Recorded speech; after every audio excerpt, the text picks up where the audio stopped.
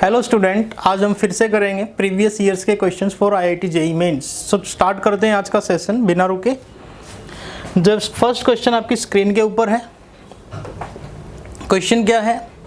The bulb emit lights of wavelength 4500 angstrom. The bulb is rated as 150 watt and 8% of this energy is emitted as light.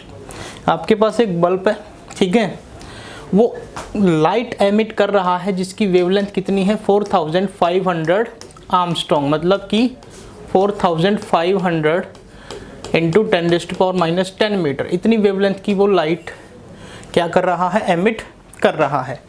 The bulb is rated 150 vote. Bulb का rate कितना है, bulb की जो power है वो कितनी है? Bulb की पावर 150 वोट है, मतलब कि उस 50 वोट में से वो बल्ब जो एनर्जी एमिट कर रहा है वो कितने परसेंट एमिट कर रहा है? 8% एमिट कर रहा है। तो इसका मतलब जो आपके पास एनर्जी है वो 150 इंटू 8/100, 8%। 150 का 8% क्या होता है, काटोगे यहाँ से तो कितना आ जाएगा? 12 जूल पर सेकेंड, वाट में आएगा। और आपको पता है कि 1 वोट किसके इक्वल होता है? 1 जूल पर सेकेंड के इक्वल होता है, ठीक है। तो आपके पास एनर्जी भी आ गई, आपके पास वेवलेंथ भी आ गई, तो फोटोन पूछा है पर सेकंड में कितने फोटोन एमिट करेगा। तो इसके लिए फॉर्मूला क्या रहेगा? E = NhC/λ। n का वैल्यू निकाल लो यहाँ से, E × λ/H/c। देखो एनर्जी भी आपको गिवन है, दिस इज दी 12 जूल पर सेकेंड। आपके पास लैम्डा भी गिवन है, दिस इज ये आपके पास लैम्डा रहा। आपके पास H भी गिवन है 6.6 into 10⁻34 joule second.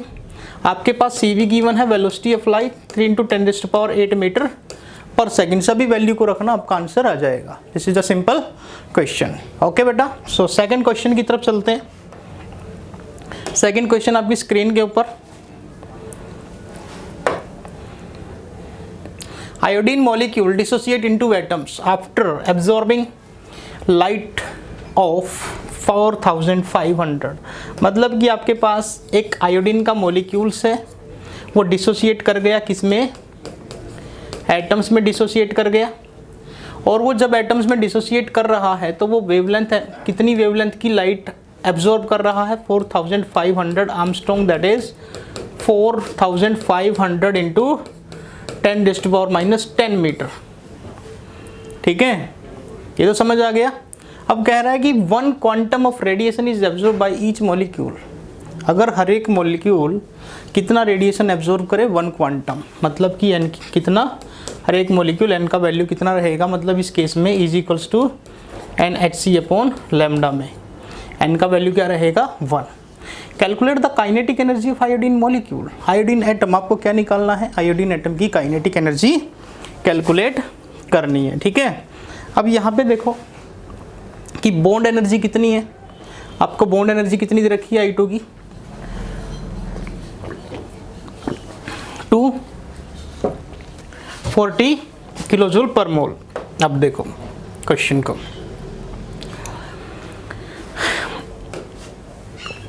Bond energy of I2, bond energy of I2 means 240 kilo joule per mole. आपको तो पर मॉलिक्यूल की निकालनी है ना, और एक मोल का मीनिंग क्या होता है?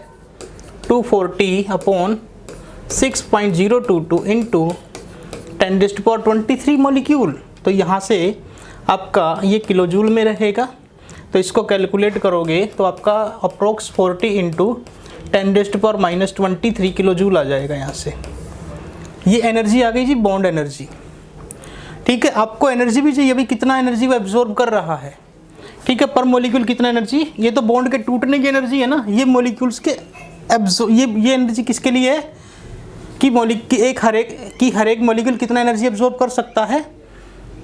आपका 1 क्वांटम। तो E = जो n है वो तो 1 है, h की value 6.6 into 10⁻34, C 3 into 10⁸, and lambda 4500 into 10⁻10। तो E की जो वैल्यू आएगी वो अप्रोक्स 0.4 इंटू 10⁻13 जूल आएगी। यहाँ से एनर्जी आ गया, यहाँ से आपका बॉन्ड एनर्जी आ गया। आपको क्या निकालना है? काइनेटिक एनर्जी निकालना। अब काइनेटिक एनर्जी कैसे निकालोगे? जो एनर्जी होगा वो किसके इक्वल होगा?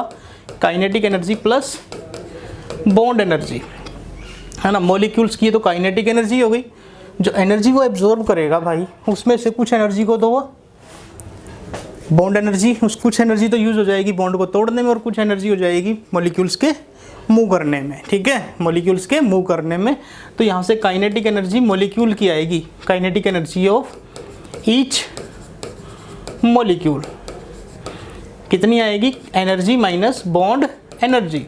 एनर्जी आपके पास कितना है? एनर्जी आपके पास है जी 0.4 इंटू 10⁻⁻13 जूल। इसको किलो जूल में कन्वर्ट कर लो, किलो जूल में कन्वर्ट करोगे तो यहाँ से 1000 इसमें मल्टीप्लाई करके किलो जूल हो जाएगा, माइनस ये कितना हो जाएगा?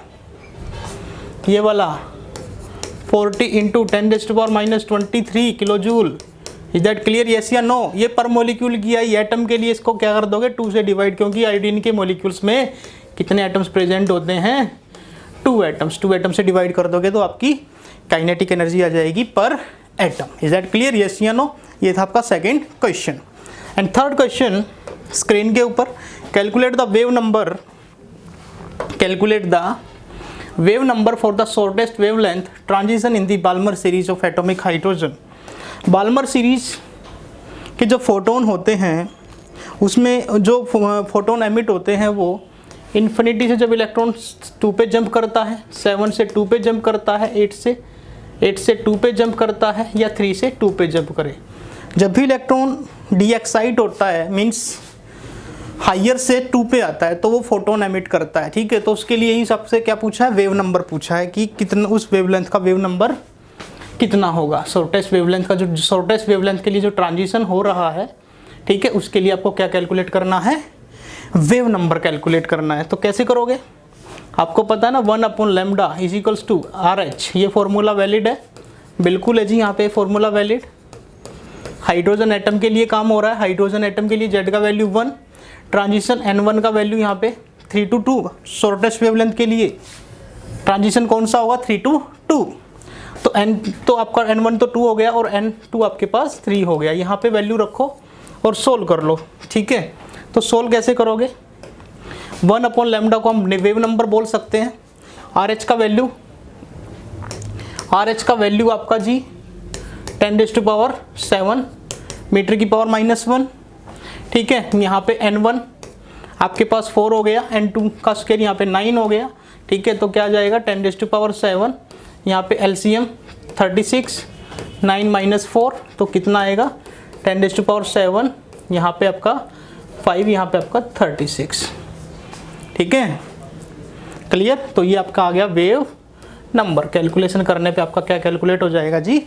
वेव नंबर कैलकुलेट हो जाएगा। ये था आपका third question, very simple question, ठीक है। शॉर्टेस्ट वेवलेंथ के लिए आपसे क्या पूछा था? बाल्मर सीरीज के केस में वेव नंबर पूछा था। 1/λ को हम क्या बोलते हैं? वेव नंबर बोलते हैं, क्लियर। सो नेक्स्ट क्वेश्चन की तरफ बढ़ते हैं। नेक्स्ट क्वेश्चन आपके सामने है, with what velocity should an alpha particle travel towards the nucleus of a copper atom? Copper atom है जिसका एटॉमिक नंबर 29 होता है। कितना होता है? 29। और कह रहा है कि so as to arrive at a distance 10⁻⁻30 metre. वो क्या कर रहा है? वो अल्फा पार्टिकल कॉपर एटम के न्यूक्लियस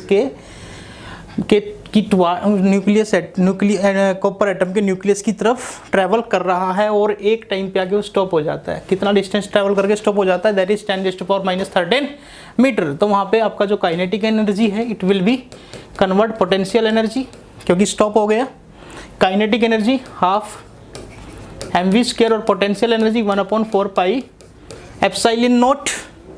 2 चार्ज पार्टिकल है, दोनों पॉजिटिव है, अल्फा भी पॉजिटिव है और कॉपर का जो न्यूक्लियस है वो भी पॉजिटिव है। तो जो न्यूक्लियस है उस पर तो कितना चार्ज? जेड ही चार्ज, ठीक है। मतलब जेड प्रोटॉन है तो उसका मतलब जेड ही चार्ज हो जाएगा, है ना। और उसके पास अल्फा पार्टिकल के पास 2e चार्ज है, क्लियर है। Magnitude of charge +2e। तो यहाँ से वेलोसिटी कितनी आ जाएगी? 1/4πε0 ZE²। नीचे क्या आ गया जी? m आ गया, ठीक है। तो सारी वैल्यूज़ यहाँ पे कैलकुलेट, यहाँ पे रखो, जेड का वैल्यू यहाँ पे क्या रखना है 29, चार्ज कितना, चार्ज का मैग्नीट्यूड 1.6 इंटू 10⁻⁻19 कूलम, और mass of the alpha particle that is 4, ठीक है। और इसकी वैल्यू आपको पता ही है कितनी होती है, 1/4 pi epsilon naught 9 into 10⁻9 newton metre square per coulomb square. ये वैल्यूज रखो, आपका वेलोसिटी फाइंड आउट हो जाएगा। इज दैट क्लियर, यस या नो? ये था आपका सिंपल क्वेश्चन। नेक्स्ट क्वेश्चन की तरफ बढ़ते हैं। Calculate the energy required to excite 1 liter of hydrogen gas at 1 atm and 298 Kelvin to the first excited state of atomic hydrogen। आपको क्या निकालना है, कैलकुलेट द एनर्जी निकालनी है कि आपके पास 1 लीटर हाइड्रोजन गैस है, मतलब हाइड्रोजन गैस का वॉल्यूम कितना है जी 1 लीटर, और प्रेशर कितना है 1 atm, टेम्परेचर कितना है 298 केल्विन, ठीक है। तो यहाँ से आपके पास नंबर ऑफ मोल्स तो कैलकुलेट कर लोगे, number of moles PV = nRT, ideal gas equation लगा दो। आइडियल गैस इक्वेशन लगाओगे that is N = PV/RT। P का वैल्यू कितना है यहाँ पे 1, वॉल्यूम कितना है यहाँ पे 1, R कितना है यहाँ पे गैस कांस्टेंट की वैल्यू 8.314 जूल पर केल्विन पर मोल, एंड टेम्परेचर कितना रहेगा 298 केल्विन, ठीक है। क्लियर है यहाँ तक? 1 मिनट,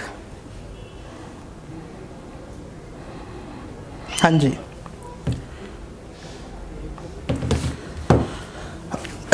ये आपके पास आ गया कि आपके पास calculate the energy required to excite 1 litre of hydrogen gas. आपके पास हाइड्रोजन गैस कितना है 1 लीटर है, ठीक है। प्रेशर कितना है 1 atm है, टेम्परेचर कितना है 298 केल्विन है। To the first excited state है किसकी, एटॉमिक हाइड्रोजन की। The energy for the dissociation, energy of the dissociation आपको दे रखा है। Volume 1 litre, pressure 1 atm and temperature 298 kelvin. And n की वैल्यू कैसे निकाल लोगे, इसको इधर मल्टीप्लाई कर दो तो आपके पास देखो क्या आएगा। कैलकुलेटर तो नहीं है, अप्रोक्स कैलकुलेट कर लो तो 0.0409 मोल आ जाएगा। क्या आ गया 0.0409 मोल, ठीक है। तो यहाँ पे देखो ये आपके पास n की वैल्यू आ गई। अब थोड़ा ध्यान दो क्वेश्चन की तरफ। आपके पास hydrogen gas it will be dissociate atoms, ठीक है। मतलब यहाँ से यहाँ तक जाने के लिए आपको कितना एनर्जी देना पड़ा 436 किलो जूल पर मोल देना पड़ा, ठीक है। तो इसका मतलब कि 1 मोल को आपने एनर्जी दी कितनी, 1 मोल ऑफ हाइड्रोजन डिसोसिएट कर रहा है कितनी एनर्जी पे 436 किलो जूल पर मोल पे, ठीक है। कितने पे पर मोल पे। तो आपके पास मोल कितने हैं यहाँ पे, मोल आपके पास 0.0409 मोल है, ठीक है। इसको इतने मोल को तोड़ने में कितना एनर्जी लगेगा 436 इंटू 0.0409, यहाँ पे क्या जाएगा किलो जूल, ठीक है। किलो जूल ये कैसा जाएगा, इतनी एनर्जी इतने मोल को चाहिएगी। तो आप यहाँ से एनर्जी कैलकुलेट कर लो पर मोल के लिए, कितनी एनर्जी यहाँ से कैलकुलेट हो जाएगी मोल के लिए। उसके बाद आपको क्या करना है, कैलकुलेशन थोड़ा लंबा है। उसके बाद आपको करना क्या है, आपको देखना है कि 1 मोल ऑफ हाइड्रोजन गैस, इसमें नंबर ऑफ एटम्स कितने होंगे 2 इंटू 6.022 इंटू 10⁻23, ठीक है। 1 मोल हाइड्रोजन गैस में इतने नंबर ऑफ एटम्स होंगे। तो आपके पास 0.0409 मोल, इसमें कितने नंबर ऑफ एटम्स होंगे हाइड्रोजन गैस के, कितने 2 इंटू 0.0409 इंटू 6.022 इंटू 10⁻23 एटम्स। जितने नंबर ऑफ एटम्स हैं उतने ही नंबर ऑफ इलेक्ट्रॉन्स होंगे, उतने ही नंबर ऑफ इलेक्ट्रॉन्स होने वाले हैं, है ना। क्योंकि हाइड्रोजन के एटम की अगर बात करें अगर एक एटम है तो उसके पास एक ही इलेक्ट्रॉन होता है और एक ही प्रोटॉन होता है। जब इतने नंबर ऑफ एटम्स होंगे तो उतने ही नंबर ऑफ इलेक्ट्रॉन्स होंगे, ठीक है। अब इतने इलेक्ट्रॉन्स को एक्साइट होने में जो एनर्जी लगेगा वो एनर्जी आप यहाँ पे कैलकुलेट कर लोगे। अब यहाँ से देख लो, आपने एनर्जी कैलकुलेट कर लिया कितना, दिस, ये आपके पास एनर्जी आ गया, ठीक है। यहाँ से एनर्जी निकलेगा, ये एनर्जी आपका बॉन्ड को तोड़ने के लिए एनर्जी है, ठीक है। और एक्साइटेड स्टेट के लिए जो एनर्जी निकालोगे, जितने मोल आपके, इतने नंबर ऑफ इलेक्ट्रॉन्स आपके एक्साइट हो रहे हैं, उस केस में जो एनर्जी निकलेगा उस एनर्जी को और इस एनर्जी को जोड़ देना, दोनों का सम कर देना, आपके पास आंसर आ जाएगा, ठीक है। आपको एनर्जी तो कैलकुलेट करनी है इस केस में भी। क्या पूछा है देखो ध्यान से, यहाँ देखो, आपको एनर्जी रिक्वायर्ड पूछा है कि एक्साइट 1 लीटर हाइड्रोजन गैस को 1 atm एंड 298 केल्विन टेम्परेचर है कि एटॉमिक फर्स्ट एक्साइटेड स्टेट के लिए जो एनर्जी आपको चाहिए वो एनर्जी आपको देनी है, ठीक है। पहले तो हाइड्रोजन गैस को एटम्स में तोड़ना है, फिर उन एटम्स के इलेक्ट्रॉन्स को एक्साइटेड स्टेट में लेके जाना है। तो जो पहले आप पहले मॉलिक्यूल को तोड़ोगे, मॉलिक्यूल को तोड़ने में एनर्जी लगेगी, ठीक है। तो यही तो एनर्जी यूज़ होगी, समझ आ रहे हैं, यही तो एनर्जी यूज़ होगी। तो मीन्स ये जो एनर्जी थी जो एब्जॉर्ब करेगा, ये एक तो आपका बॉन्ड एनर्जी में कन्वर्ट हो जाएगा और दूसरा ये एक आयनाइजेशन एनर्जी में कन्वर्ट हो जाएगा। तो दोनों एनर्जी का सम करना, और दोनों एनर्जी का सम करोगे तो आपका आंसर आपके सामने होगा, ठीक है। क्लियर। और एक्साइटेड स्टेट के लिए आपको क्वेश्चन फॉर्मूला तो पता ही है कि एक्साइटेड स्टेट के लिए आप कैसे जाते हो, n1 से n2 पे, वहाँ पे आप डेल्टा ई निकाल के वहाँ से एनर्जी आएगी, तो उन एनर्जी को सम कर देना, ठीक है। अगले क्वेश्चन की तरफ, wavelength of high energy transition of hydrogen atom is 91.2 nanometre. Wavelength of high energy transition, देखो आपको दे क्या रखा है इस क्वेश्चन में कि wavelength of high energy transition, wavelength दे रखी है लैम्डा 91.2 नैनोमीटर, ठीक है, हाइड्रोजन एटम्स के केस में। Calculate the corresponding wavelength of helium atoms, इसके ही कोरस्पॉन्डिंग आपने हीलियम एटम का वेवलेंथ निकालना है, जबकि ट्रांजिशन सेम है। ट्रांजिशन क्या है, सेम है, ट्रांजिशन भी सेम है ना, बट चेंज क्या हो रहा है, जेड। तो 1 upon lambda is equals to RH 1 upon N1 square minus 1 upon N2 square Z square. ये वैल्यू भी कांस्टेंट रहेगी, ये हीलियम, ये फॉर हाइड्रोजन के केस में निकाल लो, ठीक है। 1 upon lambda is equals to RH 1 upon N1 square minus 1 upon N2 square Z square, ये फॉर आपके हीलियम के केस में आ जाएगी, ठीक है। अब ये वैल्यू भी कांस्टेंट है, ये वैल्यू भी कांस्टेंट है, ये वैल्यू भी कांस्टेंट है, ये सारा की सारी वैल्यूज कांस्टेंट है, ठीक है। चेंज किस में आएगा, सिर्फ जेड में चेंज आएगा। सो 1 upon lambda is directly proportional Z square for hydrogen के लिए, 1 upon lambda is directly proportional Z for helium के लिए, ठीक है। तो यहाँ से अगर मैं देखूँ, अगर मैं इसको सोल्व करूँ, ये अगर मैं इस इक्वेशन को दूसरी इक्वेशन से डिवाइड कर दूँ, ये आपका हाइड्रोजन का ले लो और ये आप हीलियम का ले लो, ठीक है। तो ये सारी वैल्यूज़ कटेंगी, ये सारी वैल्यूज़ कट जाएंगी। देखो क्या बेटा, 1 upon lambda of hydrogen is equals to एक मिनट, ये 1 अपॉन हाइड्रोजन, ये RH, यहाँ पे 1 upon N1 square minus 1 upon N2 square, और ये Z ऑफ H स्क्वायर, ठीक है। 1 upon lambda of HE is equals to RH 1 upon N1 square minus 1 upon N2 square और Z ऑफ HE स्क्वायर। ये values तो same है, इसको divide कर दो, ऐसे करके डिवाइड करोगे तो ये फैक्टर कटेगा, तो यहाँ पे 1 अपॉन हाइड्रोजन और यहाँ पे क्या आ गया HE, मतलब इसको पलट के लेके जाओगे और यहाँ पे क्या जाएगा Z of H square Z of HE square, ठीक है। आपको वेवलेंथ लैम्डा HE की निकालनी है, तो इसको इधर मल्टीप्लाई करो, Z एटॉमिक नंबर 1, हीलियम का 2 दैट इज़ 4, और यहाँ पे 91.2 2 नैनोमीटर, इसको इससे डिवाइड कर देना, आंसर आपका आ जाएगा। ये थे आज के हमारे क्वेश्चंस, प्रीवियस ईयर्स के क्वेश्चंस थे। इससे पहले भी मैंने स्ट्रक्चर ऑफ एटम के प्रीवियस ईयर्स के क्वेश्चन कराए थे। सो हम ऐसे ही आगे बढ़ते रहेंगे बेटा। आज हमने 6 क्वेश्चंस किए थे, ये जेईई मेन से रिलेटेड सारे क्वेश्चंस थे। अब जो नेक्स्ट सेशन आएगा वो फॉर नीट के लिए आएगा। सो बेटा पढ़ते रहिए, मेहनत करते रहिए। Thank you so much, have a nice day.